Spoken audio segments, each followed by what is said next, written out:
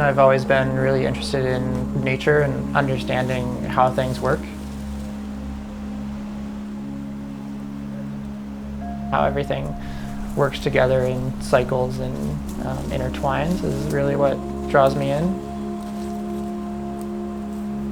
It starts to become almost spiritual, how it all goes together. Jonathan Penfield, I mean, he's a wizard on a snowboard. He's an absolute genius. He's got the freestyle. He's very, very comfortable in big, steep, exposed terrain. He's just such a humble, easygoing dude. He's an absolute weapon on a snowboard.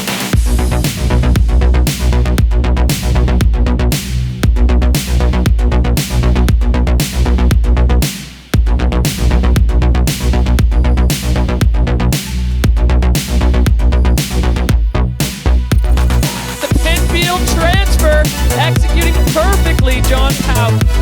You know, this guy is a scientist and a technician, and you can see that with his riding. I think the steeper it gets, the gnarlier it gets, the better Jonathan's riding becomes.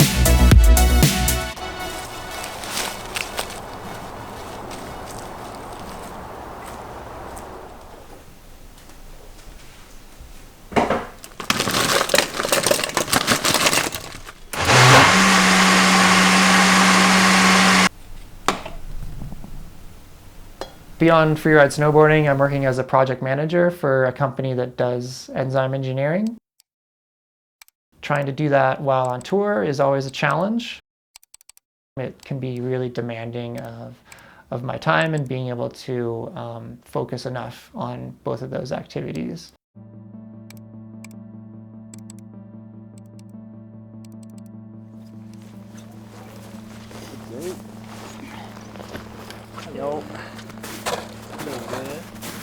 Fieberbrunn, we've had kind of a miracle of snowfall for the last few years where it was looking grim, but then all of a sudden an amazing snowfall came and pasted all over the face. 2022 it was spring, but the amount of snow was enough. But this year, unfortunately, that was not the case.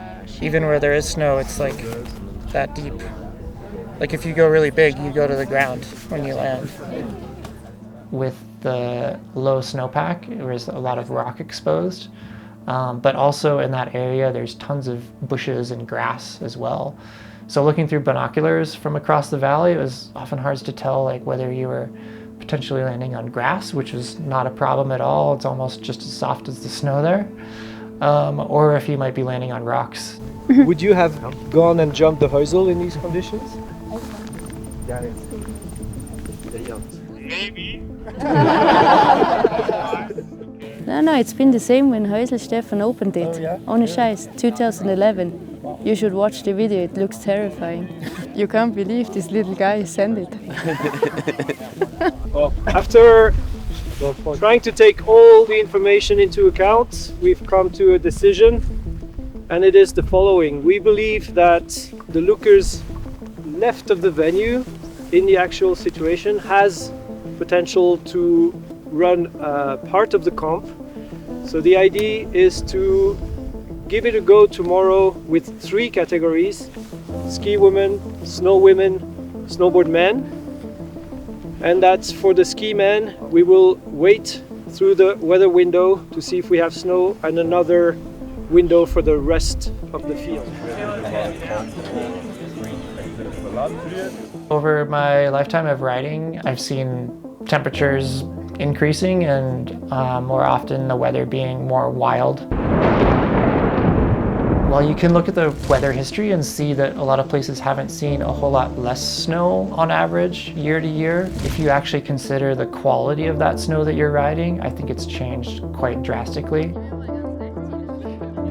Snow is a pretty incredible substance, and we're fortunate to have a planet that has the temperatures that go through that range that causes snow to fall.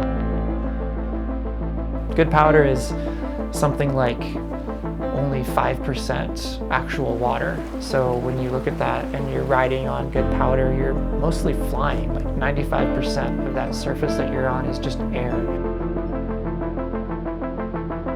This atmosphere that we have is super valuable, and it's really reliant on all the different species working together to maintain it. Well, finger crossed, like nothing is going to change between today and tomorrow. For free riding to be able to continue, it almost needs to be way more agile and able to be planned with shorter notice and more location flexibility. Looking at two different images shot from a distance apart, but they need to be lined up perfectly in order to be able to see both of them ideally, so I need to do some adjustments to the positioning of each so that they do line up and that you can overlay both images correctly. My right eye is going to look at this tree and my left eye is going to look at this tree, and together that's going to be giving me the same perspective as if I was standing on the slope with my eyes super wide apart from either photo's vantage point, which really lets the kind of three-dimensional shape of the face pop out. As a scientist by training and interest, understanding the snowpack as far as the quality of riding and the performance that you can do on it is super interesting to me. Can really see the depth of the channel gap. Through kind of trying to understand that snowpack a lot better, you can oftentimes find where the best snow is. And in a competition format, riding on the best snow can be super helpful to having a good run. Welcome, welcome, welcome to the Fieberbrunn Pro. I've got a kind of wait and see line. Got like one pretty basic thing planned, and then be watching the other fields to kind of see if I want to change that at all. Jonathan Penfield now, the man sitting in second overall. He's got a serious opportunity to close the gap up to Victor Leroux, but John Powell is in slightly unfamiliar territory as he usually prefers the rider's left side where it's more technical, more mountain goaty, and all of that stuff is closed because it's just not enough snow on it.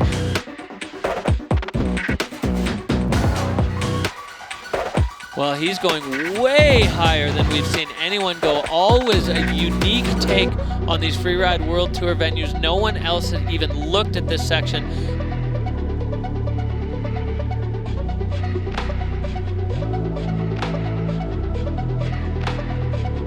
Super clean and precise for Jonathan Penfield.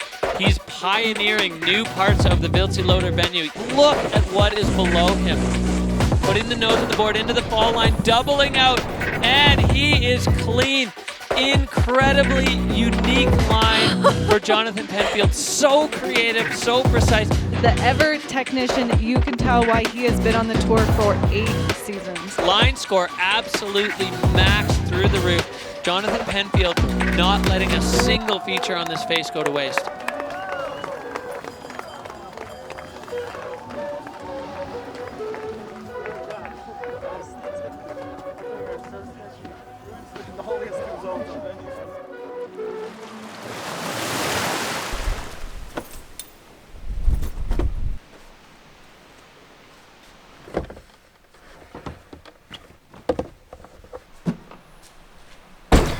Should have washed my car a little bit before.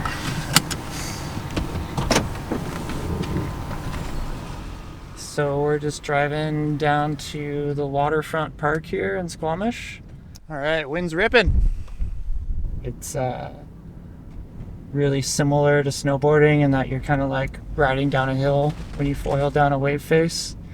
And it has so many similarities in your technique of turning.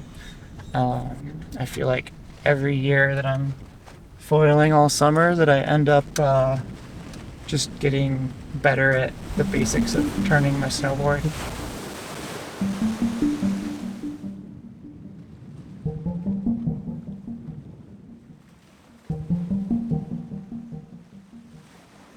In 2018, having ridden on the tour for a number of years, I started to think that, you know, all these other professional athletes get injured. So maybe since I haven't been injured, I haven't been pushing it hard enough.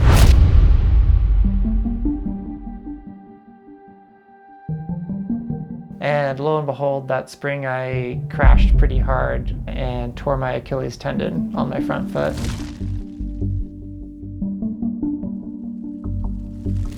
Having an injury is not only hard for the part that you injure, but also hard for the rest of your body to not get continuous exercise and impacts that really keep you able to maintain like a high level of riding intensity.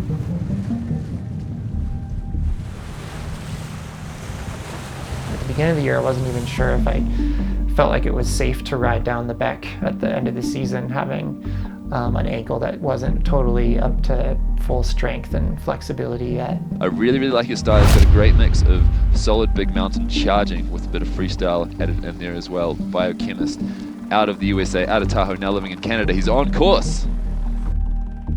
Jonathan Penfield, what a way to get things started here. 3 massive features already. Straight back into the fall line, looking to surf this spine on his way to his next features. This is blowing my mind, mate.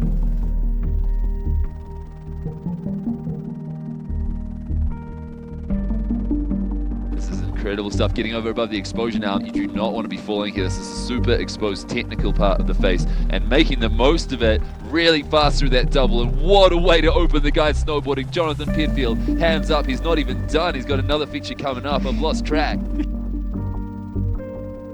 Jonathan Penfield. Oh yeah. Take a bow, that was an incredible run.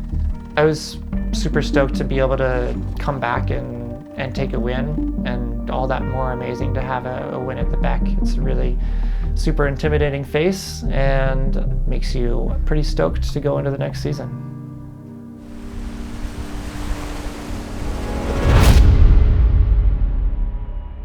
John Penfield is the most at home on the Beck. I mean, he's won at this event.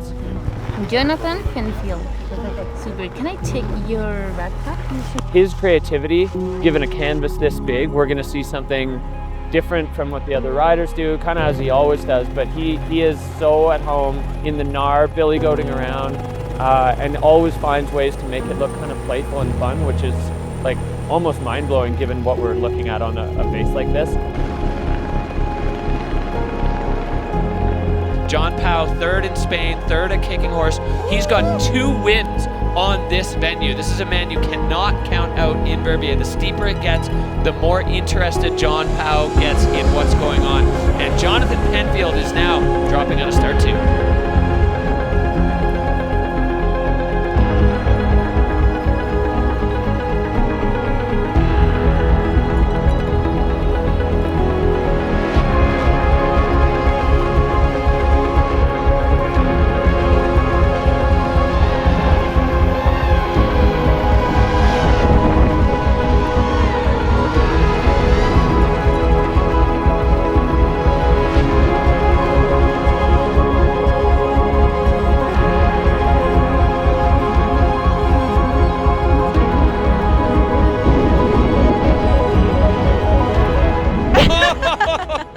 That one was potentially for you guys at home watching.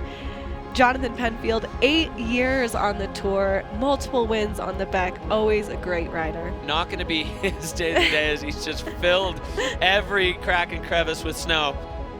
I'm really focused on doing a run that's enjoyable and that looks good, more so than the placing. It's been a constant evolution of learning every year. And still, every single competition that I go into, I'm learning new things about how I can improve my score or have a line that I'm more happy with. For me, the main focus is on trying to find a fun line and fun features, and if I can do that, then hopefully it places well.